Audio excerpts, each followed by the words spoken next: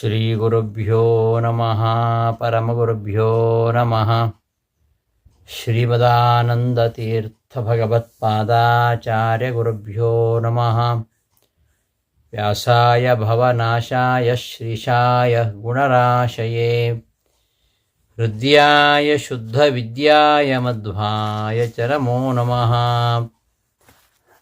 ಅಭ್ರಮಂ ಭಂಗರಹಿತಂ ಅಜಡಂ ವಿಮಲಂ ಸದಾ ಆನಂದತೀರ್ಥಮತುಲಂ ಭಜೆ ತಾಪತ್ರಯಾಪಹಂ. ಶ್ರೀಮತೋ ರಾಘವೇಂದ್ರಸ್ಯ ನಮಾಮಿ ಪದಪಂಕಜೇ ಕಾಮಿತಾಶೇಷಕಲ್ಯಾಣಕಲನಾಕಲ್ಪಪಾದಪೌ ಅಜ್ಞಾನತಿಮಿರಚ್ಛೇದಂ ಬುದ್ಧಿಸಂಪತ್ಪ್ರದಾಯಕಂ ವಿಜ್ಞಾನವಿಮಲಂ ಶಾಂತಂ ವಿಜಯಾಖ್ಯಗುರುಂ ಭಜೆ. ತಪಸ್ವಾಧ್ಯಾಯಶುಶ್ರೂಷಾ ಕೃಷ್ಣಪೂಜಾರತಂ ಮುನಿಂ ವಿಶ್ವೇಶಮಿಷ್ಟದಂ ವಂದೇ ಪರಿವ್ರಾಟ್ ಚಕ್ರವರ್ತಿನಂ. ಲಕ್ಷ್ಮೀನಾರಾಯಣಂ ನತ್ವಾ ಪೂರ್ಣಬೋಧಾನ್ ಗುರೂನಪಿ ಕುರ್ಮ ಶ್ರೀಕೃಷ್ಣಗೀತಾಯಾಃ ಭಾಷ್ಯಾದ್ಯುಕ್ತಾರ್ಥಸಂಗ್ರಹಂ. ಶ್ರೀ ಗುರುಭ್ಯೋ ನಮಃ.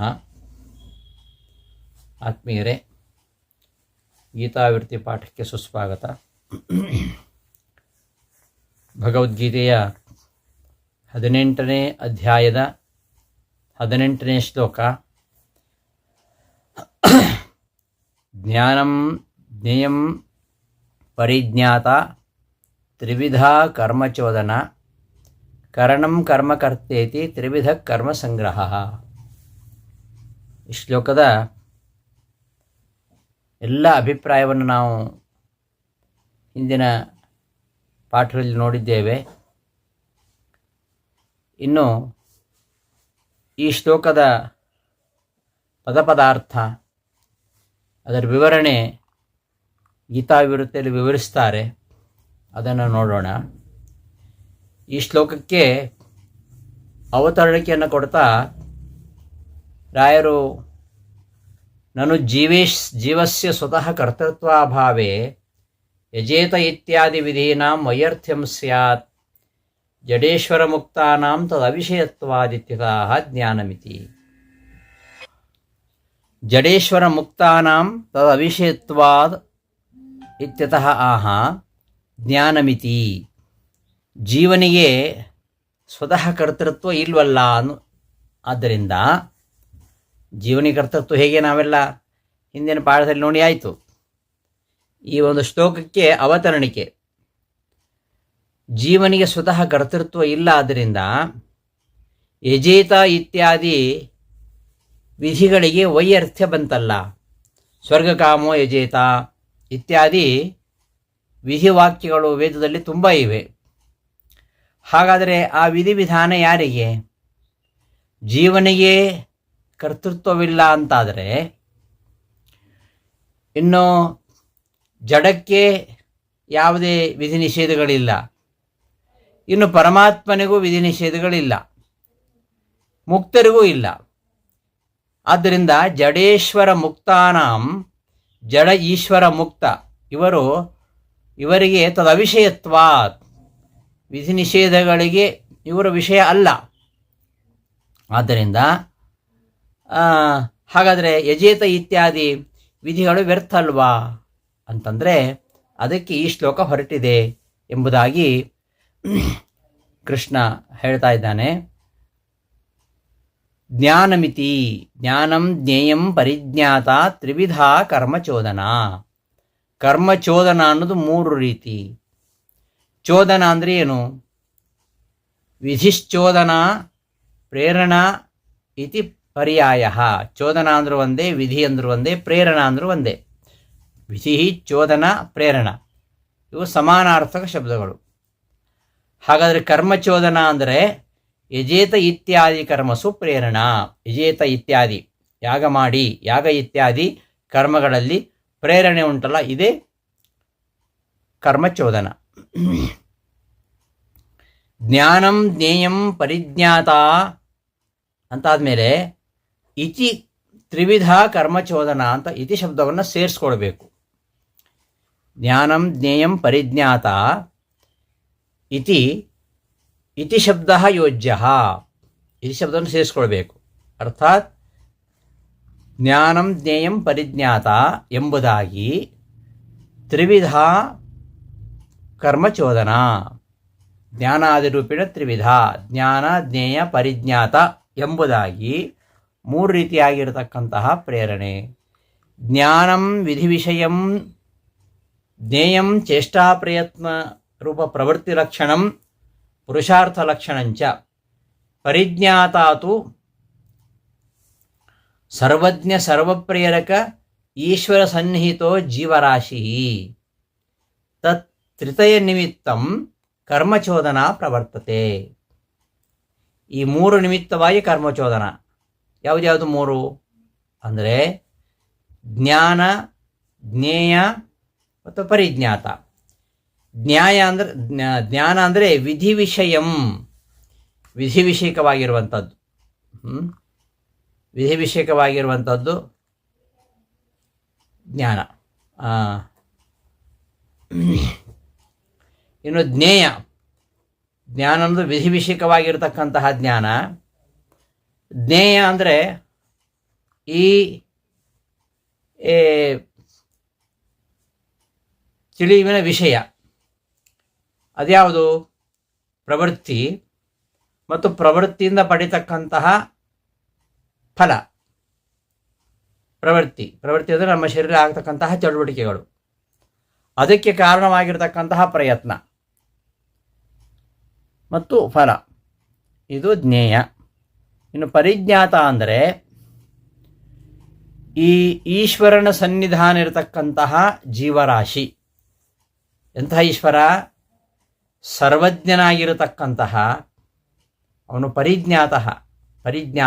ಜ್ಞಾತ ಅಂದರೆ ತಿಳಿದವ ಅಂತ. ಪರಿಜ್ಞಾತ ಅಂದರೆ ಎಲ್ಲವನ್ನು ತಿಳಿದವ, ಎಲ್ಲವನ್ನು ಅಂದರೆ ಸರ್ವಜ್ಞ ಸರ್ವಪ್ರೇರಕ ಆಗಿರತಕ್ಕಂತಹ ಪರಮಾತ್ಮನ ಸನ್ನಿಧಾನ ಇರತಕ್ಕಂತಹ ಜೀವರಾಶಿ, ಅದು ಪರಿಜ್ಞಾತ. ಹೀಗೆ ಜ್ಞಾನ, ಜ್ಞೇಯ, ಪರಿಜ್ಞಾತ ಈ ಮೂರನ್ನು ನಿಮಿತ್ತವನ್ನಾಗಿಟ್ಟುಕೊಂಡು ಈ ಕರ್ಮಚೋದನ, ಕರ್ಮವಿಧಿ ಹೊರಟಿದೆ ಅಂತ ಈ ವಾಕ್ಯದ ಅರ್ಥ.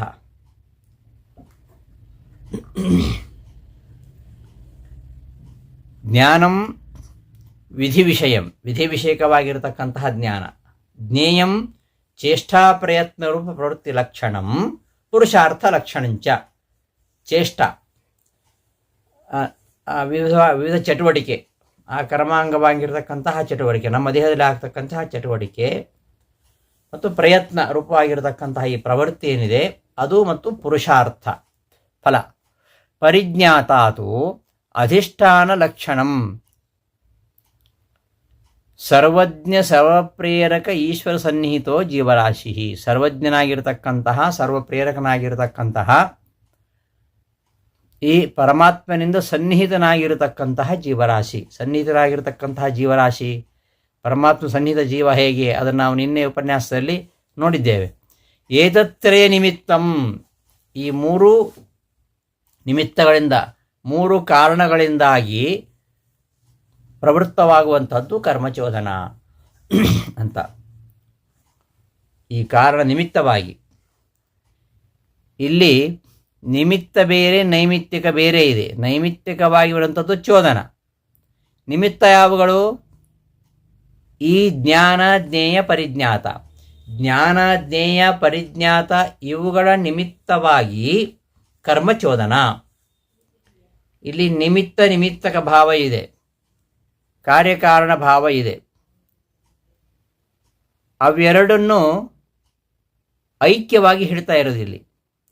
ಅದು ದಧಿತ್ರಪುಸಂ ಪ್ರತ್ಯಕ್ಷೋ ಜ್ವರ ಇತ್ಯಾದವು ಇವ ನಿಮಿತ್ತ ನೈಮಿತ್ತಿನೋ ಅಭೇದೋಪಚಾರೇಣ ನಿಮಿತ್ತತ್ರೈವಿಧ್ಯೇನ ನೈಮಿತ್ತಿಕ ಚೋದನ ಅಪಿ ತ್ರಿವಿಧ ಇತಿ ಉಪಚರ್ಯತೆ. ನಿಮಿತ್ತ ಮೂರು ಆದ್ದರಿಂದ ನೈಮಿತ್ತಿಕವು ಕೂಡ ಮೂರು. ಅವೆರಡನ್ನ ಅಭೇದೋಪಚಾರ ಅಂತ ಹೇಳಿದ್ದಿಲ್ಲಿ. ಈ ಜ್ಞಾನ ಜ್ಞೇಯ ಮತ್ತು ಪರಿಜ್ಞಾತ ಏತನ್ನಿಮಿತ್ತಕವಾಗಿರತಕ್ಕಂತಹ ಕರ್ಮಚೋದನ.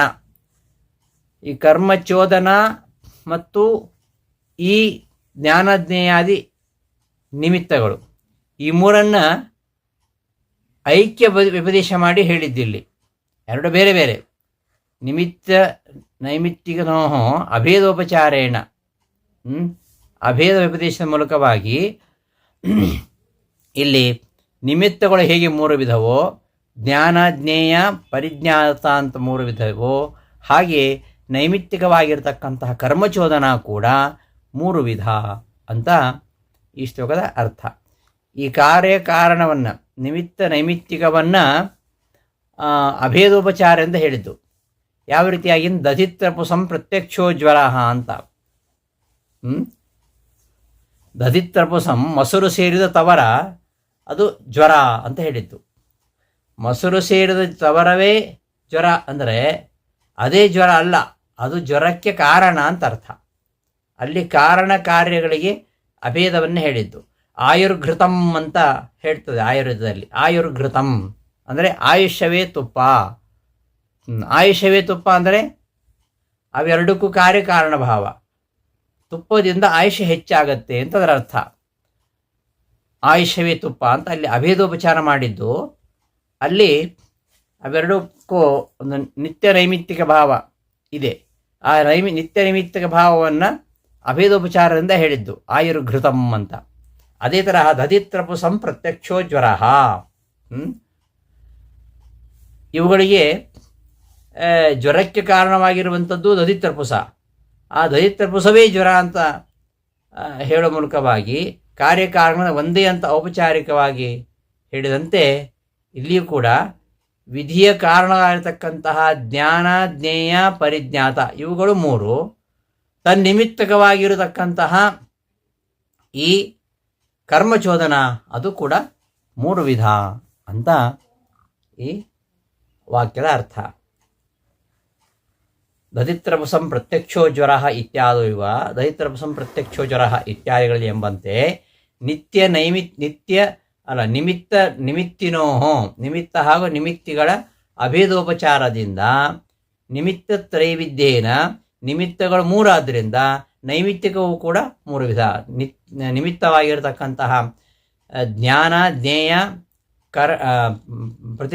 ಪರಿಜ್ಞಾತ ಇವು ಮೂರು ವಿಧವಾದ್ದರಿಂದ ತನ್ನೈಮಿತ್ತಿಕವಾಗಿರತಕ್ಕಂತಹ ಚೋದನಗಳು ಕೂಡ ಮೂರು ರೀತಿ ಅಂತ ಹೇಳಿದ್ದಾರೆ ಇಲ್ಲಿ. ಯಜೇತ ಇತ್ಯಾದಿ ಶ್ರೌತಸ್ಮಾರ್ಥ ವಿಧೌ ಸತಿ ಸ್ವಪ್ರವೃತ್ತಿ ವಿಷಯ ಪ್ರೇರಣಾ ಜ್ಞಾನಂ ಭವತಿ. ಯಜೇತ ಇತ್ಯಾದಿ ಕಡೆಗಳಲ್ಲಿ ಶ್ರೌತವಿಧಿ ಸ್ಮಾರ್ತವಿಧಿ.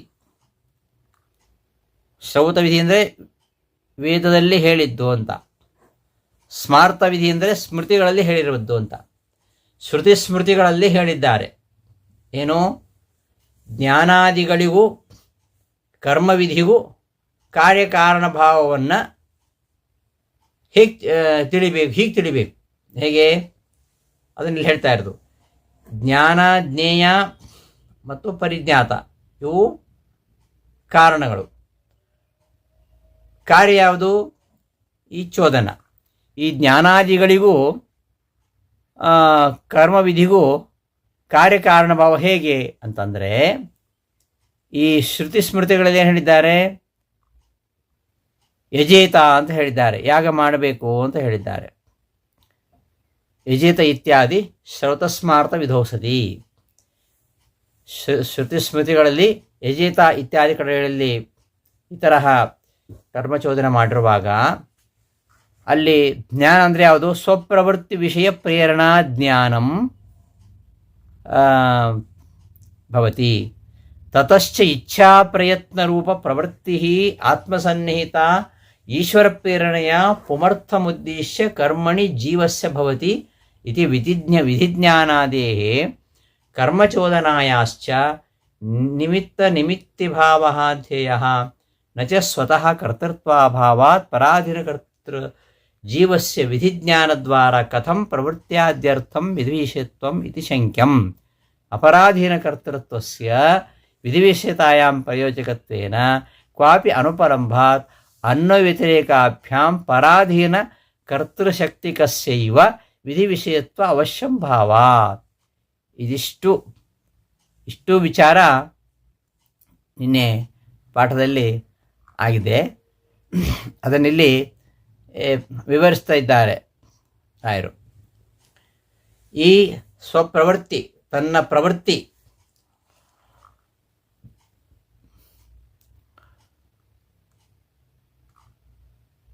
ಸ್ವಪ್ರವೃತ್ತಿ ವಿಷಯ ಪ್ರೇರಣಾ ಜ್ಞಾನಂ ಭವತಿ.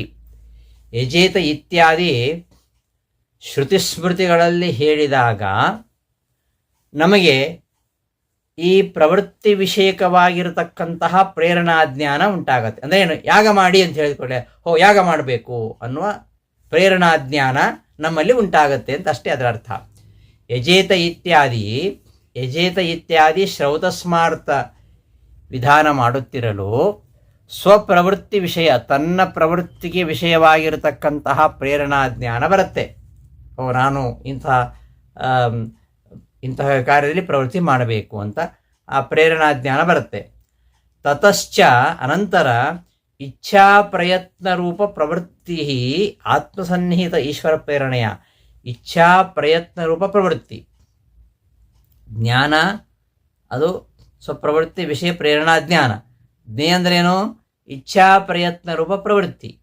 ಆ ಇಚ್ಛಾ ಪ್ರಯತ್ನ ರೂಪ ಪ್ರವೃತ್ತಿ ಅದು ಆತ್ಮಸನ್ನಿಹಿತ ಈಶ್ವರ ಪ್ರೇರಣೆಯ. ಪ್ರತಿಯೊಬ್ಬ ಜೀವನಲ್ಲಿಯೂ ಕೂಡ ಈ ಇಚ್ಛಾ ಪ್ರಯತ್ನ ರೂಪ ಪ್ರವೃತ್ತಿ ಇದೆ. ಇಚ್ಛಾ ಪ್ರಯತ್ನ ರೂಪವಾಗಿರತಕ್ಕಂತಹ ಪ್ರವೃತ್ತಿ ಇದೆ. ಅದು ಅವ್ಯಕ್ತವಾಗಿ ಇದೆ. ಅದು ಈಶ್ವರನ ಸನ್ನಿಧಾನದಿಂದಾಗಿ, ಜೀವನಲ್ಲಿ ಸನ್ನಿಹಿತನಾಗಿರತಕ್ಕಂತಹ ಈಶ್ವರನ ಪ್ರೇರಣೆಯಿಂದಾಗಿ ನಾನು ಇಂತಹ ಒಂದು ಪ್ರಯೋಜನದ ಉದ್ದೇಶದಿಂದ ಇಂತಹ ಕರ್ಮವನ್ನು ಮಾಡಬೇಕು ಅಂತವನಿಗೆ ಪ್ರವೃತ್ತಿ ಉಂಟಾಗುತ್ತೆ. ಆ ಅವನಲ್ಲಿ ಇಚ್ಛಾ ಪ್ರಯತ್ನ ಇದೆ, ಆದರೆ ಈಶ್ವರ ಪ್ರೇರಣೆ ಮಾಡಿದಾಗ ಮಾತ್ರ ಅವನು ಆ ಕರ್ಮದಲ್ಲಿ ಪ್ರವೃತ್ತನಾಗ್ತಕ್ಕಂಥವನು. ಇಚ್ಛಾ ಪ್ರಯತ್ನ ರೂಪ ಪ್ರವೃತ್ತಿಯು ಆತ್ಮಸನ್ನಿಹಿತ, ಜೀವನಲ್ಲಿ ಸನ್ನಿಹಿತನಾಗಿರ್ತಕ್ಕಂತಹ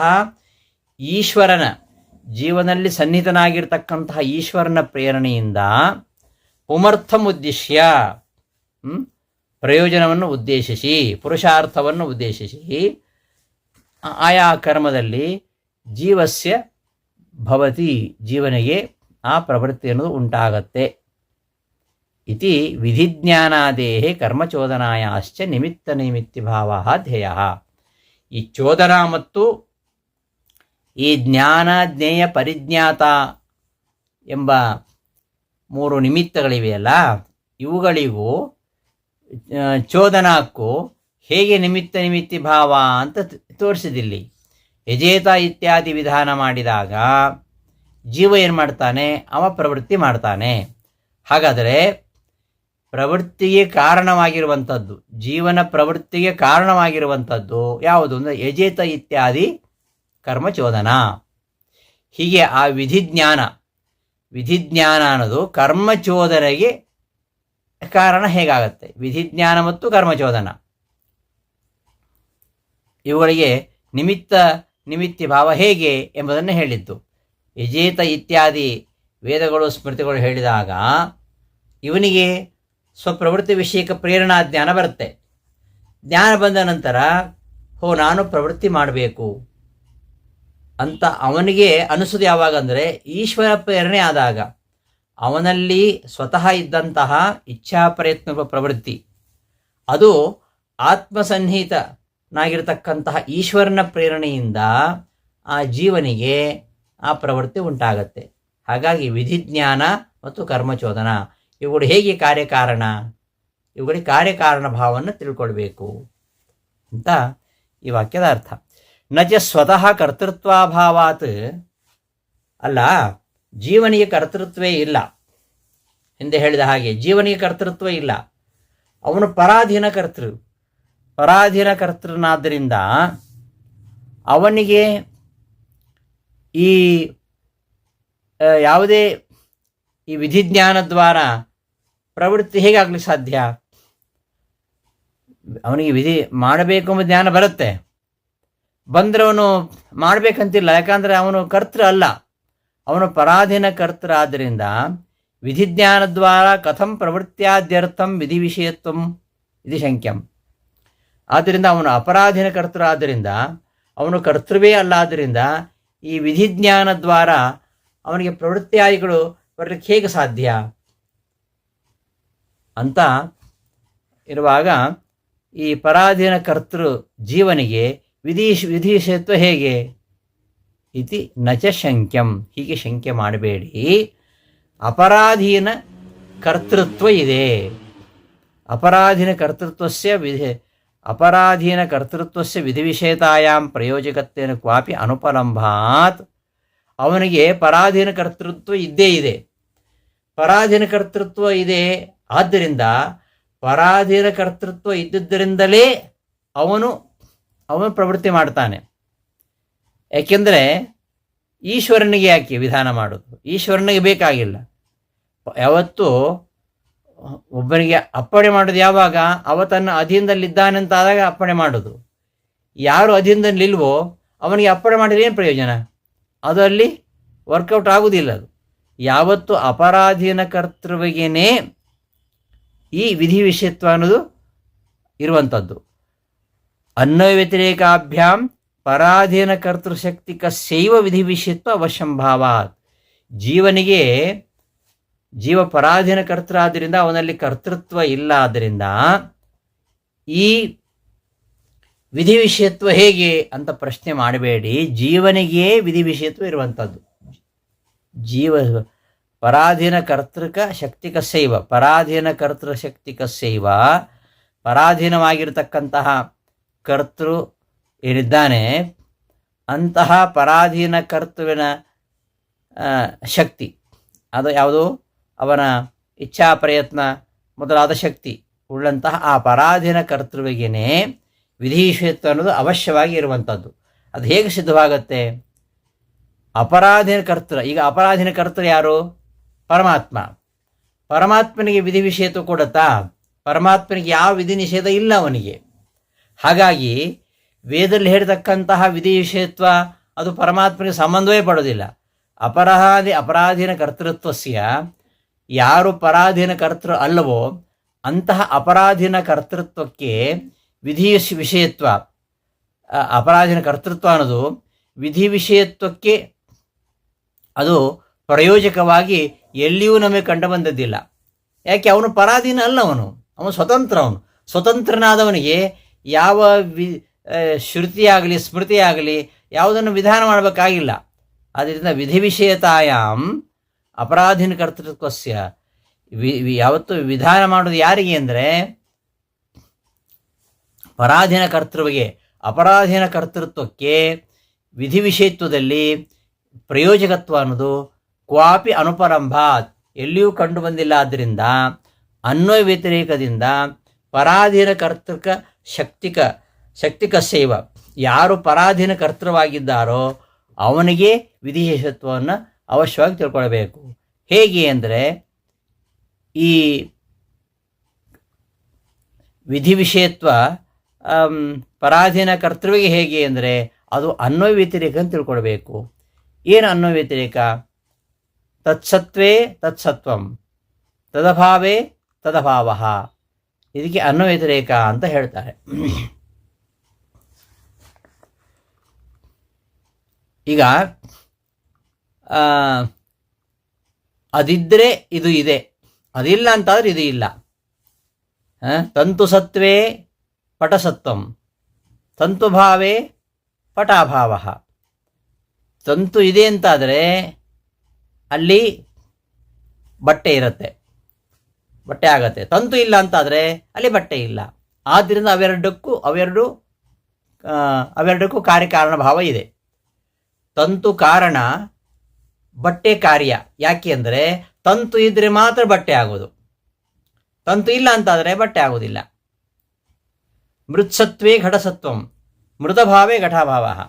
ಮಣ್ಣಿದ್ದರೆ ಮಡಿಕೆ ಆಗತ್ತೆ, ಮಣ್ಣಿಲ್ಲ ಅಂತಾದರೆ ಮಡಿಕೆ ಆಗೋದಿಲ್ಲ.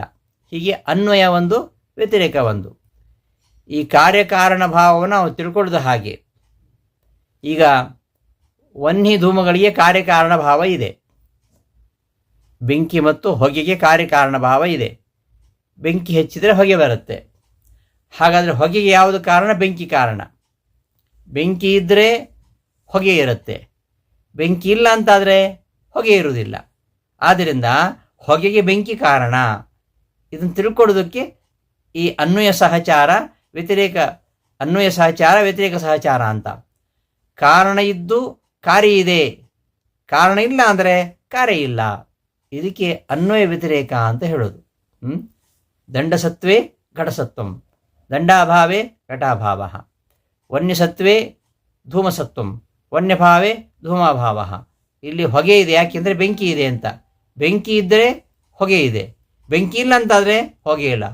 ಹಾಗಾದರೆ ಹೊಗೆಗೆ ಕಾರಣ ಯಾವುದು? ಬೆಂಕಿ ಅಂತ. ಹೀಗೆ ಕಾರ್ಯಕಾರಣ ಭಾವವನ್ನು ತಿಳ್ಕೊಳ್ಳುವಂಥದ್ದು ಈ ತರಹ ಅನ್ವಯ ವ್ಯತಿರೇಕ ಅಂತ ತಿಳ್ಕೊಳ್ಳುವಂಥದ್ದು. ಇದಕ್ಕೆ ಅನ್ವಯ ಮತ್ತು ವ್ಯತಿರೇಕ ಅಂತ ಹೇಳ್ತಾರೆ. ಹಾಗೆಯೇ ಪರಾಧೀನ ಕರ್ತೃವಾಗಿದ್ದರೇ ಅವನಿಗೆ ವಿಧಿ. ಪರಾಧೀನ ಕರ್ತೃ ಅಲ್ಲ ಅಂತಾದರೆ ಅವನಿಗೆ ವಿಧಿ ಸಂಬಂಧ ಪಡೋದೇ ಇಲ್ಲ. ಯಾವನು ಪರಾಧೀನ ಕರ್ತೃನೋ ಅವನಿಗೆ ವಿಧಿ ವಿಷಯತ್ವ. ಈಗ ಜಡ, ಈಶ್ವರ, ಮುಕ್ತರು ಇವರು ವಿಧಿ ವಿಷಯರಲ್ಲ. ಸಂಸಾರಿ ಜೀವರು ಮಾತ್ರ ಇಲ್ಲಿ ವಿಧಿ ವಿಷಯರು ಅಲ್ವಾ? ಇಲ್ಲದೆ ಹೋದರೆ ಪರಾಧೀನ ಕರ್ತೃ ಆಗಿದ್ದಾನೆ, ಆದ್ದರಿಂದ ಇವನಿಗೆ ಯಾವ ವಿಧಿ ನಿಷೇಧಗಳಿಲ್ಲ ಅಂತಾದರೆ ಹಾಗಾದರೆ ವಿಧಿ ನಿಷೇಧಗಳು ಯಾರಿಗೆ? ಪರಮಾತ್ಮನಿಗಲ್ಲ, ಜಡವಾದ ವಸ್ತುವಿಗಲ್ಲ, ಮುಕ್ತರಿಗಲ್ಲ.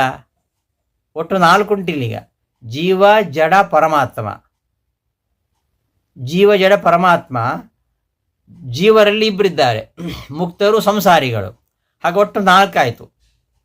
ಜಡ, ಸಂಸಾರಿ ಜೀವ, ಮುಕ್ತ ಜೀವ, ಪರಮಾತ್ಮ. ಈ 4ರಲ್ಲಿ ಯಾರಿಗೆ ವೇದ ವಿಧಾನ ಮಾಡ್ತಾ ಇರೋದು? ಜಡಕ್ಕೆ ವಿಧಿ ವಿಷಯತ್ವ ಇಲ್ಲ, ಅದಕ್ಕೆ ಜ್ಞಾನವೇ ಬರೋದಿಲ್ಲ ಅಲ್ವಾ? ಇನ್ನು ಜೀವರಲ್ಲಿ, ಮುಕ್ತ ಜೀವರಿಗೆ ಇದ್ಯಾವುದು ವಿಧಿ ನಿಷೇಧಗಳಿಲ್ಲ, ಈಶ್ವರನಿಗೂ ಇಲ್ಲ. ಆದ್ದರಿಂದ ವಿಧಿಗೆ ವಿಷಯನಾಗತಕ್ಕಂಥವನು ಅವನು ಸ್ವತಂತ್ರ ಕರ್ತೃವೇ ಆಗಿರಬೇಕು ಅಂತಿಲ್ಲ. ಯಾವ ರೀತಿಯಿಂದಲೂ ಯಾರಿಗೂ ಅಧೀನನಾಗದವ ಹೀಗೆ ಮಾಡು ಅಂತ ಹೇಳಿದರೆ ಅವನಿಗೆ ಅನ್ವಯ ಆಗ್ತದಾ? ಅವನು ಯಾರ ಅಧೀನದಲ್ಲಿ ಇಲ್ಲ, ಅವನಿಗೆ ಯಾರೂ ಹೇಳುವುದಿಲ್ಲ. ಪ್ರತಿಯೊಬ್ಬರು ತಮ್ಮ ಅಧೀನದಲ್ಲಿ ಯಾರಿದ್ದಾರೆ ಅವರಿಗೆ ಮಾತ್ರ ಹೀಗೆ ಮಾಡು ಅಂತ ಹೇಳ್ತಾರ ಹೊರತು ಯಾರು ತನ್ನ ಅಧೀನದಲ್ಲಿಲ್ಲ ಅವರಿಗೆ ಹೇಳ್ತಾರಾ? ಹೀಗೆ ಯಾವ ರೀತಿಯಿಂದಲೂ ಯಾರ ಅಧೀನನೂ ಆಗದವನಿಗೆ ಹೀಗೆ ಮಾಡು ಅಂತ ಹೇಳಲಿಕ್ಕೆ ಬರುವುದಿಲ್ಲ. ಯಾರು ಇನ್ನೊಬ್ಬರಿಗೆ ಅಧೀನನಾಗಿದ್ದಾನೋ ಅವನಿಗೆ ಹೀಗೆ ಮಾಡು ಅಂತ ಹೇಳಲಿಕ್ಕಾಗತ್ತೆ. ಇದು ಅನ್ವಯ ವ್ಯತಿರೇಕ. ಗೊತ್ತಾಯ್ತಾ? ಯಾರು ಪರಾಧೀನ ಕರ್ತೃ ಅಲ್ಲವೋ, ಯಾರು ಸ್ವತಂತ್ರ ಕರ್ತೃವೋ, ಅವನು ಯಾವ ರೀತಿಯಿಂದಲೂ ಯಾರ ಅಧೀನವೂ ಆಗಿಲ್ಲವೋ ಅವನಿಗೆ ಹೀಗೆ ಮಾಡುವಂತ ಯಾರೂ ಹೇಳುವುದಿಲ್ಲ. ಆದರೆ ಯಾರು ಪರಾಧೀನ ಕರ್ತರಾಗಿದ್ದಾರೋ ಅವರಿಗೆ ಹೀಗೆ ಮಾಡು ಅಂತ ಹೇಳ್ತಾರೆ. ಹೀಗೆ ವಿಧಿ ವಿಷಯತ್ವ ಅನ್ನೋದು ಅನ್ವಯ ವ್ಯತಿರೇಕಗಳಿಂದ ಪರಾಧೀನ ಕರ್ತೃವಿಗೆ ಅದು ಸಂಬಂಧಪಡುವಂಥದ್ದು ಹೊರತು ಸ್ವತಂತ್ರ ಕರ್ತೃವಿಗೆ ಅಲ್ಲ. ಜಡ, ಈಶ್ವರ, ಮುಕ್ತರು ಇವರು 3 ಕೂಡ ವಿಧಿ ವಿಷಯರಲ್ಲ. ಇನ್ನು ಸಂಸಾರಿ ಜೀವರು ಕೂಡ ವಿಧಿ ವಿಷಯ ಅಲ್ಲ ಅಂತ ಆಗ್ಬಿಟ್ರೆ ಈ ವಿಧಿಗಳು ವ್ಯರ್ಥವಾಗಬೇಕಾಗತ್ತೆ. ಆದರೆ ವೇದ ಅನ್ನೋದು ಪ್ರಮಾಣವಾಗಿರ್ತಕ್ಕಂತಹ ಒಂದು ಶ್ರೇಷ್ಠವಾಗಿರ್ತಕ್ಕಂತಹ ಪ್ರಮಾಣ. ಆದ್ದರಿಂದ ವೇದ ಒಂದು ಪರಮ ಪ್ರಮಾಣವಾದ್ದರಿಂದ ವೇದದ ವಿಧಿ ವ್ಯರ್ಥವಾಗಬಾರದು ಅಲ್ವಾ? ವ್ಯರ್ಥವಾಗುವುದು ಸರಿಯಲ್ಲ. ಆದ್ದರಿಂದ ಪರಿಶೇಷ ಪ್ರಮಾಣದಿಂದ, ಪರಿಶೇಷ ಪ್ರಮಾಣ ಅಂದರೆ ಇದ್ಯಾವುದು ಆಗಲ್ಲ ಅಂದರೆ ಅದು ಆಗಲೇಬೇಕು ಅಂತ. ಈಗ ವೇದ ಅಂತೂ ವಿಧಾನ ಮಾಡ್ತಾ ಇದೆ. ಇಲ್ಲಿ ವಿಧಿ ವಿಷಯತ್ವ ಇರಬೇಕಾಗಿದ್ದು ಈ 4ವರೆಗೆ. ಯಾರ್ಯಾರಿಗೆ? ಸಂಸಾರಿ ಜೀವರಿಗೆ, ಜಡಕ್ಕೆ, ಮುಕ್ತ ಜೀವರಿಗೆ, ಈಶ್ವರನಿಗೆ. ಇಲ್ಲಿ ಜಡವಾಗಲಿ ಈಶ್ವರನಾಗಲಿ ಮುಕ್ತರಾಗಲಿ ಅವರು ವಿಧಿಗೆ ವಿಷಯರಾಗದ ಪ್ರಯುಕ್ತ ಕೊನೆ ಉಳಿದಿರೋದು ಯಾವುದು? ಪರಿಶೇಷ ಪ್ರಮಾಣದಿಂದ ಪರಾಧೀನ ಕರ್ತೃವಿಗೇನೆ ವಿಧಿ ವಿಷಯತ್ವ ಅನ್ನೋದು ಅತ್ಯವಶ್ಯಕವಾಗಿದೆ. ಆದ್ದರಿಂದ ವಿಧಿಗೆ ವಿಷಯರಾಗದಂತಹ ಜಡ, ಈಶ್ವರ, ಮುಕ್ತರು ಇವರಲ್ಲಿ ಇಲ್ಲದೇ ಇರತಕ್ಕಂತಹ ವಿಧಿಗಳು ನನಗೆ ಸಂಬಂಧಿಸಿವೆ ಎಂಬ ಜ್ಞಾನ. ಆ ಜ್ಞಾನ ಬಂದಾಗ, ಆ ಜ್ಞಾನ ಬಂದ ಮೇಲೆ ಅದನ್ನು ಮಾಡಿದರೆ ಏನು ಫಲ? ಆ ಫಲವನ್ನು ನಾನು ಇಚ್ಛಿಸಬೇಕು, ಅದಕ್ಕೆ ಪ್ರಯತ್ನ ಮಾಡಬೇಕು ಅಂತ ಆ ಇಚ್ಛಾ ಪ್ರಯತ್ನ ಆ ಜೀವನದಲ್ಲಿ ಬರುವಂಥದ್ದು ಸ್ವಾಭಾವಿಕ.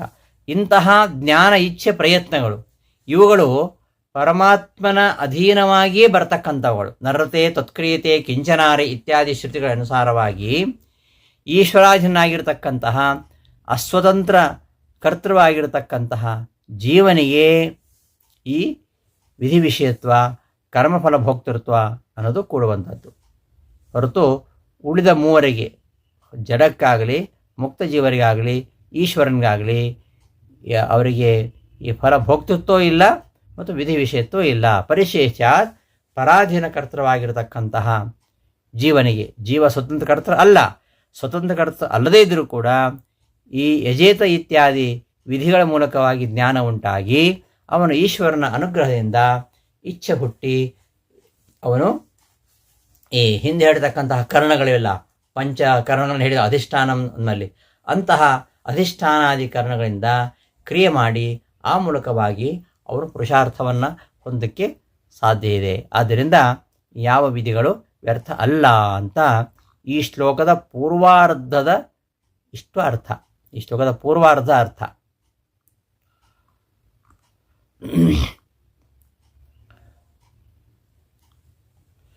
ಅಪರಾಧೀನ ಕರ್ತೃತ್ವಸ್ಯ, ಅಪರಾಧೀನ ಕರ್ತೃವಿಗೆ ವಿಧಿ ವಿಷಯತ್ವದಲ್ಲಿ ಅಪರಾಧೀನ ಕರ್ತೃತ್ವವು ಅಪ್ರಯೋಜಕ ಆದ್ದರಿಂದ, ಎಲ್ಲೂ ನಮಗೆ ಹಾಗೆ ಕಂಡಿಲ್ಲವಾದ್ದರಿಂದ ಅನ್ವಯ ವ್ಯತಿರೇಕಗಳಿಂದ, ಹೇಗೆ ಅನ್ವಯ ವ್ಯತಿರೇಕ? ಅಪರಾಧೀನ ಕರ್ತೃವಿಗೆ ವಿಧಿವಿಧಾನಗಳು ಇಲ್ಲ, ಅಪರಾಧೀನ ಕರ್ತೃವಿಗೆ ಹೀಗೆ ಮಾಡು ಅಂತ ಹೇಳೋದಿಲ್ಲ, ಪರಾಧೀನ ಕರ್ತೃವಿಗೆ ಹೀಗೆ ಮಾಡು ಅಂತ ಹೇಳ್ತಾರೆ. ಆದ್ದರಿಂದ ಅಂತ ಅರ್ಥ. ಅನ್ವವ್ಯತಿರೇಕಾಭ್ಯಾಂ ಪರಾಧೀನ ಕರ್ತೃಶಕ್ತಿ ಕಸ್ಯೈವ, ಪರಾಧೀನ ಕರ್ತೃವಿಗೇನೆ ವಿಧಿ ವಿಷಯತ್ವ ಅನ್ನೋದು ಅವಶ್ಯವಾಗಿ ಇರುವಂಥದ್ದು.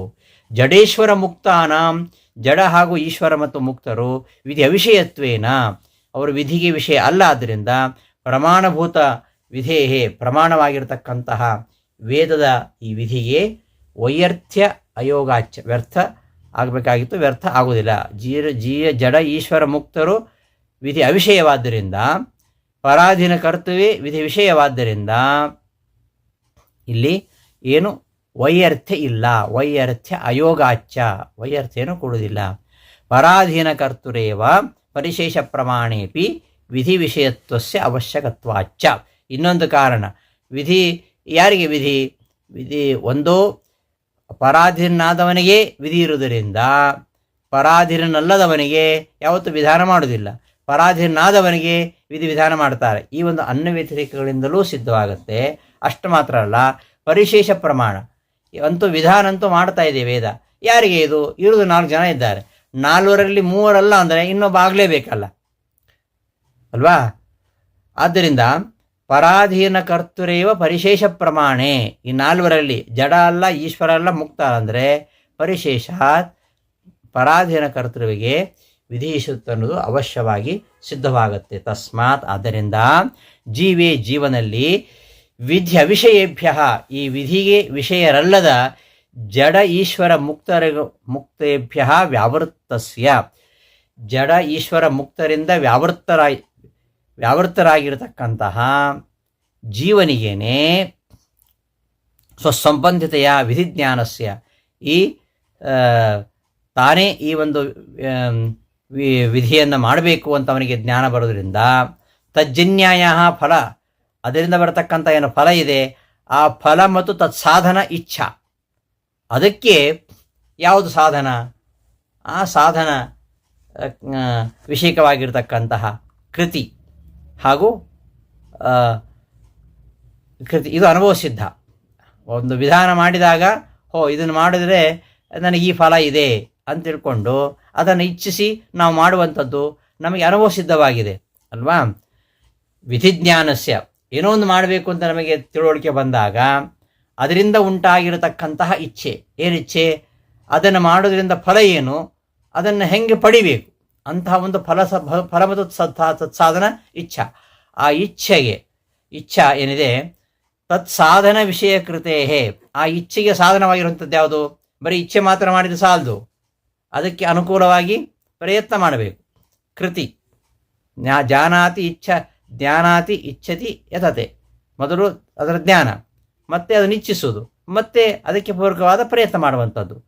ಇದು ನಮ್ಮೆಲ್ಲರಿಗೂ ಅನುಭವ ಸಿದ್ಧವಾಗಿದೆ. ಆದ್ದರಿಂದ ತಸ್ಯ ಚ ಜ್ಞಾನಾದೇಹೇ, ಅಂತಹ ಜ್ಞಾನ, ಈ ಕೃತಿ, ಇಚ್ಛಾ, ಪ್ರಯತ್ನ ಇವೆಲ್ಲ ಪರಮಾತ್ಮನಿಂದಲೇ, ಇವೆಲ್ಲ ಈಶ್ವರಾಧೀನ ಆಗಿವೆ. ನರತೆ ತ್ವತ್ಕ್ರಿಯತೆ ಕಿಂಚನಾರೆ ಇತ್ಯಾದಿ ಶ್ರುತಿಭಿ ಇತ್ಯಾದಿ ವೇದವಾಕ್ಯಗಳಿಂದ ಈಶ್ವರ ಇಚ್ಛಾ ಅಧೀನತ್ವೇ, ಈಶ್ವರನ ಇಚ್ಛೆಗೆ ಅಧೀನವಾಗಿವೆ, ಈಶ್ವರ ಅಧೀನವಾಗಿವೆ ಇವೆಲ್ಲ ನಾನು ಇಚ್ಛಾ ಕೃತಿಗಳು.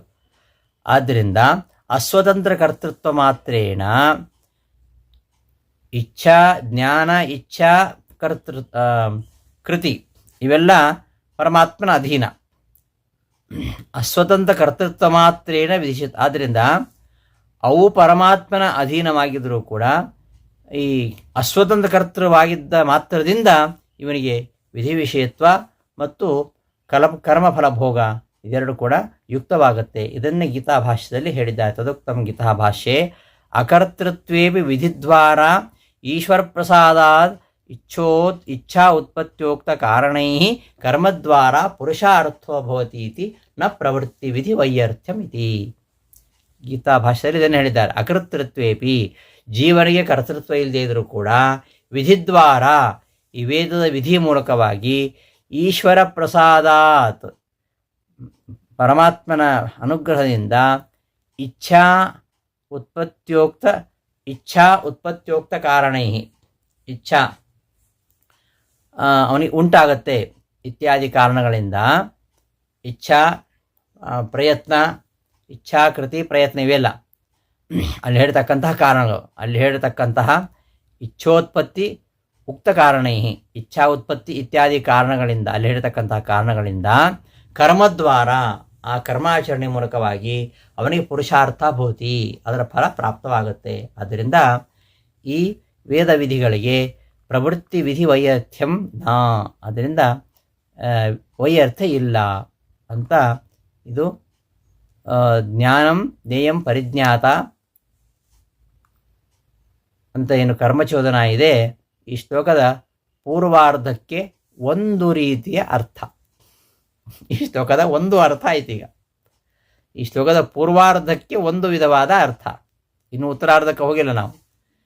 ಪೂರ್ವಾರ್ಧಕ್ಕೆ ಇನ್ನೊಂದು ಅರ್ಥ ಇದೆ.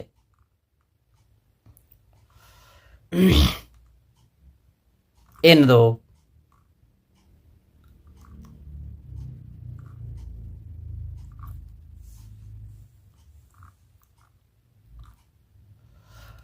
ಯದ್ವಾ ದೈವಂ ಚೈವೇತಿ ಪೂರ್ವತ್ರ ದೈವಪದೇನ ಈಶ್ವರಸ್ಯ ಕರ್ಮಸು ಪ್ರೇರಕತ್ವಮುಕ್ತಂ ತತ್ಪ್ರೇರಣಾ ಸ್ವರೂಪಮುಚ್ಯತೆ ಜ್ಞಾನಮಿತಿ.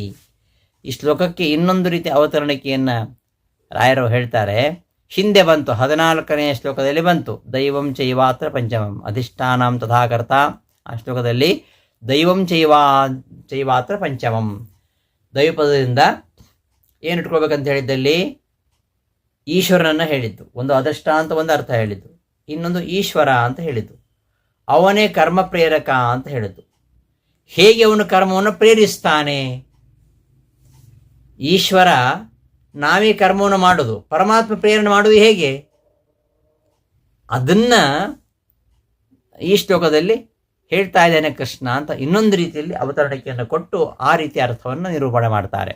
ಆ ಪ್ರೇರಣಾ ಸ್ವರೂಪ ಹೇಗೆ ಕರ್ಮವನ್ನು ಪ್ರೇರಿಸ್ತಾನೆ ಅಂತಂದರೆ ಜ್ಞಾನಂ, ಈ ಶ್ಲೋಕ ಹೊರಟಿದೆ ಅದಕ್ಕೆ. ಕರ್ಮಚೋದನ, ಚೋದನ ಅಂದರೆ ಈ ಕರ್ಮಗಳಲ್ಲಿ ಜೀವನನ್ನು ಪ್ರೇರಿಸುವುದು, ಇದು ಚೋದನ. ಒಂದು ವಿಧಿ ಅಂತ ಅರ್ಥ ಇದೆ ಚೋದನ ಅನ್ನೋದಕ್ಕೆ. ಇನ್ನೊಂದೊಂದು ಪ್ರೇರಿಸೋದು. ಏನು ಪ್ರೇರಿಸೋದು? ಕರ್ಮಗಳಲ್ಲಿ ಜೀವನನ್ನು ಪ್ರೇರಿಸೋದು. ಜ್ಞಾನಂ ಜ್ಞೇಯಂ ಪರಿಜ್ಞಾತ ಇತಿ ತ್ರಿವಿಧ. ಜ್ಞಾನ ಜ್ಞೇಯ ಪರಿಜ್ಞಾತ ಎಂಬ 3 ವಿಧವಾಗಿರತಕ್ಕಂತಹ ಭಗವಂತನ ಸ್ವರೂಪ. ಜ್ಞಾನ ಜ್ಞೇಯ ಪರಿಜ್ಞಾತ ಎಂಬ 3 ವಿಧವಾಗಿರತಕ್ಕಂತಹ ಭಗವಂತನ ಸ್ವರೂಪ. ಭಗವಂತನ ಸ್ವರೂಪಕ್ಕೂ ಆ ಪ್ರೇರಣೆಗೂ ಇಲ್ಲಿ ಅಭೇದವನ್ನು ಹೇಳ್ತಾ ಇರೋದು. ಜ್ಞಾನಜ್ಞೇಯ ಪರಿಜ್ಞಾತ ಇವುಗಳು ಪರಮಾತ್ಮನ ಸ್ವರೂಪವೇ ಅಂತ ಹೇಳ್ತಾ ಇರೋದು. ಅವು ಬೇರೆ ಅಲ್ಲ ಅಂದರೆ ಅವು ಒಂದೇ ಅಂತ ಹೇಳೋದು. ಒಂದೇ ಆದರೆ ಬೇರೆ ಅಂತ ವ್ಯವಹಾರ ಮಾಡೋದು ಹೇಗೆ ಅಂದರೆ ಅದು ವಿಶೇಷ ಅಂತ ಇದೆ ನಮ್ಮಲ್ಲಿ. ವಿಶೇಷ ವಶಾತ್ ಪರಮಾತ್ಮನ ರೂಪಗಳಿಗೂ ಪರಮಾತ್ಮನಿಗೂ ಭೇದ ಇಲ್ಲ. ಪರಮಾತ್ಮನ ಗುಣಗಳಿಗೂ ಪರಮಾತ್ಮನಿಗೂ ಭೇದ ಇಲ್ಲ, ಅಭೇದ ಇರುವಂಥದ್ದು. ಪರಮಾತ್ಮನ ಗುಣ ಅಂತ ನಾವು ಭೇದ ವ್ಯವಹಾರ ಮಾಡ್ತೀವಲ್ಲ ಹೇಗೆ ಅಂದರೆ ಅದಕ್ಕೆ ವಿಶೇಷ ವಶಾತ್ ಮಾಡ್ತೇವೆ ಅಂತ ಅದು ಶಾಸ್ತ್ರ ಬರ್ತದೆ. ಅದನ್ನು ಹೇಳಬೇಕಾದ್ರೆ ತುಂಬ ಹೇಳಬೇಕಾಗ್ತದೆ. ಅಷ್ಟೇ ತಿಳ್ಕೊಳ್ಳಿ. ವಿಶೇಷವನ್ನು ಒಪ್ಪಿದ್ದೇವೆ ನಾವು. ಅಭೇದ ಇದ್ದರೂ ಕೂಡ ಭೇದ ಕಾರ್ಯವನ್ನು ನಡೆಸ್ತಕ್ಕಂಥ ವಿಶೇಷ ಅದು ದ್ವೈತ ಮತದಲ್ಲಿ ಒಪ್ಪಿರುವಂಥದ್ದು. ಆದ್ದರಿಂದ ಭಗವಂತನ ಜ್ಞಾನ ಎಂಬ ಧರ್ಮ ಮತ್ತು ಧರ್ಮಿಭಾವದ ವ್ಯವಹಾರ ಹಾಗೂ ಈಶ್ವರನ ಪ್ರೇರಣೆ ಅಂತ ಅರ್ಥ ಬರ್ತದೆ. ಈ 3 ಶಬ್ದಗಳಿಗೆ ಈ ಥರ ಅರ್ಥ ಬರ್ತದೆ. ದೈವಂ ಚೈವ ಇತಿ ಪೂರ್ವತ್ರ ದೈವಪದೇನ ಈಶ್ವರಸ್ಯ ಕರ್ಮಸು ಪ್ರೇರಕತ್ವಮುಕ್ತಂ. ಈಶ್ವರನಿಗೆ ಕರ್ಮಗಳಲ್ಲಿ ಪ್ರೇರಕತ್ವವನ್ನು ಹೇಳಿದ್ದು. ತತ್ಪ್ರೇರಣಾ ಸ್ವರೂಪವನ್ನು ಇಲ್ಲಿ ಹೇಳ್ತಾ ಇದ್ದಾರೆ ಈ ಶ್ಲೋಕದಲ್ಲಿ ಅಂತ ಅವತರಣೆ ಕೊಟ್ಟು, ಕರ್ಮಚೋದನ ಅಂದರೆ ಕರ್ಮಸು ಜೀವಾನಾಂ ಈಶ್ವರ ಪ್ರೇರಣಾ, ಕರ್ಮಗಳಲ್ಲಿ ಜೀವರ ಒಂದು ಪ್ರೇರಣೆ. ಹೇಗೆ ಪ್ರೇರಣೆ ಮಾಡೋದು ಜೀವರನ್ನು ಅಂದರೆ ಜ್ಞಾನಂ ಜ್ಞೇಯಂ ಪರಿಜ್ಞಾತ ಇತಿ ತ್ರಿವಿಧ. ಪರಮಾತ್ಮ ಜೀವರನ್ನು ಕರ್ಮದಲ್ಲಿ ಪ್ರೇರಿಸುವ ರೀತಿ ಅದು 3 ವಿಧ. ಹಿಂದೆ ಚೋದನಾ 3 ವಿಧ ಅಂತ ಹೇಳಿದ್ದು, ಇಲ್ಲಿ ಪ್ರೇರಣಾ 3 ವಿಧ ಅಂತ ಹೇಳ್ತಾ ಇರೋದು. ಈಶ್ವರನ ಪ್ರೇರಣೆ ಯಾವುದ್ಯಾವುದು? ಜ್ಞಾನ ಜ್ಞೇಯ ಪರಿಜ್ಞಾತ ಅಂತ. ಜ್ಞಾನ ಜ್ಞೇಯ ಪರಿಜ್ಞಾತ ರೂಪ ತ್ರಿವಿಧ ಭಗವತ್ ಸ್ವರೂಪೇ ತ್ಯರ್ಥ. ಹಾಗಾದರೆ ಇಲ್ಲಿ ಚೋದನ ಅಂದರೆ ಭಗವಂತನ ಪ್ರೇರಣೆ. ಆ 3 ರೀತಿಯಾಗಿ ಇದೆ. ಜ್ಞಾನ ಜ್ಞೇಯ ಪರಿಜ್ಞಾತ ರೂಪವಾಗಿದೆ, ಅದು ಭಗವಂತನ ಸ್ವರೂಪವಾಗಿದೆ ಅಂತ. ಸ್ವರೂಪವಾದರೂ ಕೂಡ ಅವೆರಡಕ್ಕೂ ಭೇದ ವ್ಯವಹಾರ ಮಾಡಲಿಕ್ಕೆ ಸಾಧ್ಯ ಇದೆ. ಹೇಗೆಂದರೆ ವಿಶೇಷ ಬಲಾತ್, ವಿಶೇಷವನ್ನು ಒಪ್ಪಿದ್ದರಿಂದಾಗಿ ಧರ್ಮಧರ್ಮಿ ಭಾವ ತಸ್ಯ ಇಯಂ ಪ್ರೇರಣಾ ಇತ್ಯಾದ್ಯುಕ್ತಿಶ್ಚ ಯುಕ್ತ. ಧರ್ಮಧರ್ಮಿ ಭಾವ, ಈ ಜ್ಞಾನ ಜ್ಞೇಯ ಪರಿಜ್ಞಾತ ರೂಪ ಧರ್ಮಗಳು ಭಗವಂತನ ಸ್ವರೂಪ ಅಂತ ಹೇಳಿದರೆ ಭಗವಂತನಿಗೂ ಈ ಧರ್ಮಗಳಿಗೂ ಭೇದವೋ ಅಭೇದವೋ? ವಾಸ್ತವಕ್ಕೆ ಅಭೇದವೇ ಇರುವಂಥದ್ದು. ಆದರೂ ಭೇದ ವ್ಯವಹಾರ ಮಾಡುವಂಥದ್ದು ಹೇಗೆ ಅಂದರೆ ಅದು ವಿಶೇಷ ಬಲಾತ್. ವಿಶೇಷ ಬಲಾತ್ ನಮ್ಮಲ್ಲಿ ಧರ್ಮಧರ್ಮಿಗಳಿಗೆ ಭೇದ ವ್ಯವಹಾರ. ಈಗ ಹಾಲು ಬಿಳಿಯಾಗಿದೆ ಅಂತ ಹೇಳ್ತೀವಿ ನಾವು. ಹಾಲಿನ ಬಣ್ಣ ಬಿಳಿ, ಹಾಲು ಬೇರೆ ಬಿಳಿ ಬೇರೆ ಅಲ್ಲ. ಹಾಲಿನ ಬಿಳಿಯಿಂದ ನಾವು ಹೇಳ್ತೀವಿ. ಸಕ್ಕರೆಯ ಸಿಹಿ ಅಂತ ಹೇಳ್ತೀವಿ. ಸಕ್ಕರೆಗೂ ಸಿಹಿಗೂ ಭೇದ ಇದೆಯಾ? ಇಲ್ಲ. ಸಕ್ಕರೆಯ ಸಿಹಿ, ಸಕ್ಕರೆಯಲ್ಲೇ ಸಿಹಿ ಅಡಗಿದೆ. ಆದರೆ ಸಕ್ಕರೆ ಬೇರೆ ಸಿಹಿ ಬೇರೆ ಅಂತ ನಾವು ಹೇಳ್ತೇವೆ. ವಾಸ್ತವ ಎರಡು ಒಂದೇ. ಎರಡು ಬೇರೆ ಅಂತ ಹೇಗೆ ಹೇಳ್ತೀವಿ ಅಂದರೆ ಅದು ವಿಶೇಷ ಬಲ ಅಂತ ಹೇಳೋದು. ಆ ರೀತಿಯಲ್ಲಿ ಈ ಪ್ರೇರಣಾ ರೂಪ ತ್ರಿವಿಧ ಉಂಟಲ್ವ, ಅವುಗಳಿಗೂ ಭಗವಂತನಿಗೂ ಭೇದಾಭೇದ ವ್ಯವಹಾರ ಅಂತ ಇಷ್ಟು ಈ ಶ್ಲೋಕದ ಅರ್ಥ. ಪೂರ್ವೋಕ್ತ ಪಂಚಕರ್ಮ ಕಾರಣಾನಿ ಸಂಕ್ಷಿಪ್ಯಾಹ. ಈ ಹಿಂದೆ 5 ಕರ್ಣ ಹೇಳ್ತಾರಲ್ಲ, ಹಿಂದೆ ಅಧಿಷ್ಠಾನ ತದಾಕರ್ತ ಎಂಬಲ್ಲಿ ಹೇಳ್ತಕ್ಕಂತಹ ಪಂಚಕರ್ಮ ಕಾರಣಗಳು, 5 ಕಾರಣಗಳು ಅಂದು ಸಂಕ್ಷಿಪ್ತವಾಗಿ ಹೇಳ್ತಾ ಇದ್ದಾನೆ ಉತ್ತರಾರ್ಧದಲ್ಲಿ. ಕರಣಂ ಇತಿ. ಕರಣಂ ಅಂದರೆ ಇಂದ್ರಿಯ ಸೃಕ್ಸೃವಾದಿ ಕಾರಣ. ಕರಣ ಅಧಿಷ್ಠಾನ ಪದದಿಂದ ಅಲ್ಲಿ ದೇಹ ಅಂತ ಹೇಳಿದ್ದು, ದೈವಪದದಿಂದ ಅದೃಷ್ಟ ಅಂತ ಹೇಳಿದ್ದಾರೆ ಅಲ್ಲಿ. ಇಲ್ಲಿ ಅಧಿಷ್ಠಾನ ಶಬ್ದದಿಂದ ದೇಹ ಅಂತ ಇಟ್ಕೊಂಡ್ರೆ ದೈವ ಪದದಿಂದ ಇಲ್ಲಿ ಅದೃಷ್ಟ ಹೇಳಿದ್ದಲ್ವಾ, ಆ ಅದೃಷ್ಟವು ಕೂಡ ಅದು ಕರಣವೇ, ಅದು ಕೂಡ ಕರಣ. ನಾವು ಯಾವುದೇ ಕಾರ್ಯ ಮಾಡೋಕ್ಕೂ ಕೂಡ ಅದು ಒಂದು ಸಾಧನವೇ. ಇಲ್ಲಿ ಕರಣ ಅಂದರೆ ಇಂದ್ರಿಯ ಸೃಕ್ಸುವ ಮೊದಲಾದವುಗಳು, ಯಾಗದಲ್ಲಿ ಸೃಕ್ಸುವಗಳು, ನಮ್ಮ ದೇಹ ಅಂತಿಟ್ಟುಕೊಂಡಾಗ ಇಂದ್ರಿಯಗಳು. ಇನ್ನು ಕರ್ಮ, ಕರ್ಮ ಅಂದರೆ ಯಾವುದು? ನಮ್ಮ ದೇಹದಲ್ಲಿ ಆಗತಕ್ಕಂಥ ಚಟುವಟಿಕೆ, ಕೈಕಾಲುಗಳ ಒಂದು ಚಟುವಟಿಕೆ. ಕರ್ತೃ ಅಂದರೆ ಜೀವ, ಮತ್ತು ಈಶ್ವರನೂ ಆಗ್ತಾನೆ, ಒಬ್ಬ ಪರಾಧೀನ ಕರ್ತೃ, ಒಬ್ಬ ಸ್ವತಂತ್ರ ಕರ್ತೃ. ಹೀಗೆ ಕರ್ಮ ಸಂಗ್ರಹ, ಕರ್ಮಕರ್ಮ ಸಂಗ್ರಹಿಸಿ ಇಟ್ಕೊಳ್ಬೇಕು ಅಂತ ಉತ್ತರಾರ್ಧಾರ್ಥ. ಕರಣಂ ಇಂದ್ರಿಯ ಸೃಕ್ಸ್ರವಾದಿ, ಅಧಿಷ್ಠಾನಂ ಅಧಿಷ್ಠಾನ ಪದೋಕ್ತ ದೇಹಾದಿಕಂ ಅದೃಷ್ಟಂಚ. ಅಧಿಷ್ಠಾನ ಪದದಿಂದ ಹೇಳಪಟ್ಟಂತಹ ದೇಹಾದಿಗಳು ಮತ್ತು ಅದೃಷ್ಟ ಅವುಗಳನ್ನು ಕೂಡ ಇಟ್ಕೊಳ್ಬೇಕು ಇಲ್ಲಿ ಈ ಶ್ಲೋಕದಲ್ಲಿ ಕರ್ಣ ಎಂಬುದರಿಂದ.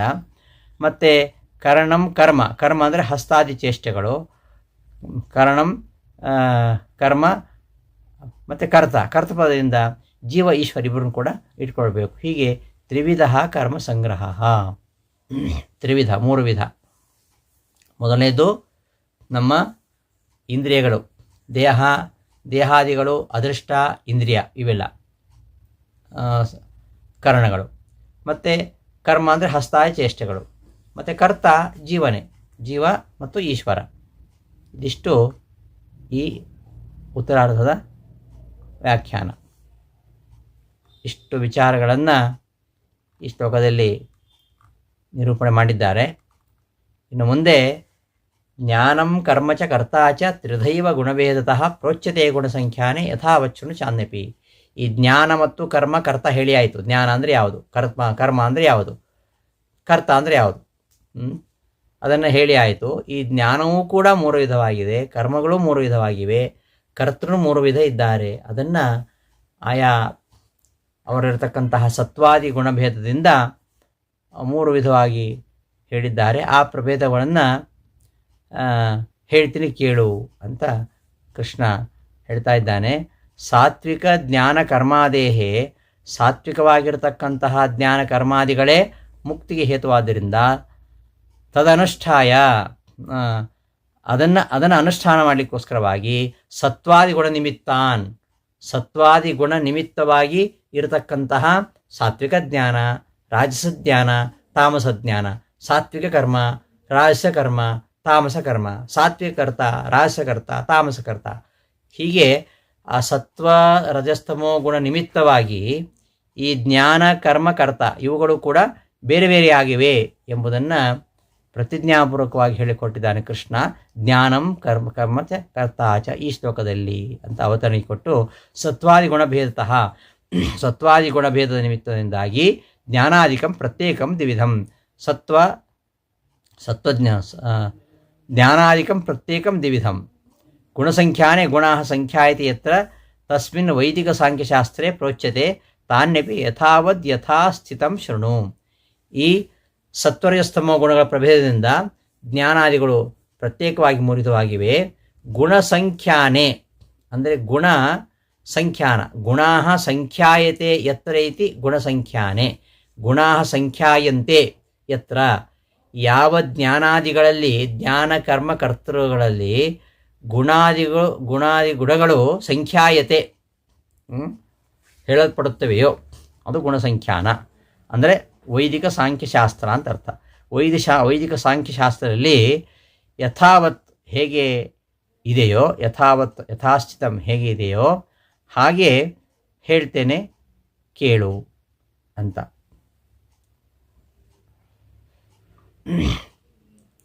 ಸತ್ವಾದಿ ಗುಣಭೇದತಃ ಜ್ಞಾನಾದಿಕಂ ಪ್ರತ್ಯೇಕಂ ದ್ವಿವಿಧಂ. ಅದೇ ಜ್ಞಾನ ಸತ್ವ ದ್ವಿವಿಧ ಅಂದರೆ ಇನ್ನೆರಡು ಉಂಟಲ್ಲ, ರಾಜಸ ತಾಮಸ, ಈ ರೀತಿಯಾಗಿ ಇರುವಂಥದ್ದು ಅಂತ ಈ ಶ್ಲೋಕದ ಅರ್ಥ. ತ್ರಿವಿಧವಾಗಿರತಕ್ಕಂತಹ ಜ್ಞಾನ, ಕರ್ಮ ಮತ್ತು ಕರ್ತೃ ಇವುಗಳನ್ನು ಕ್ರಮವಾಗಿ ಮುಂದಿನ ಶ್ಲೋಕಗಳಲ್ಲಿ ಹೇಳ್ತಾ ಹೋಗ್ತಾನೆ. ಆ ವಿಚಾರವನ್ನು ಮುಂದಿನ ಪಾಠದಲ್ಲಿ ನೋಡೋಣ ಅಂತ ಹೇಳ್ತಾ ಈ ದಿನದ ಪಾಠವನ್ನು ಸಮಾಪ್ತಿಗೊಳಿಸ್ತೇನೆ. ಶ್ರೀಕೃಷ್ಣ ಅರ್ಪಣಮಸ್ತು. ಧನ್ಯವಾದಗಳು.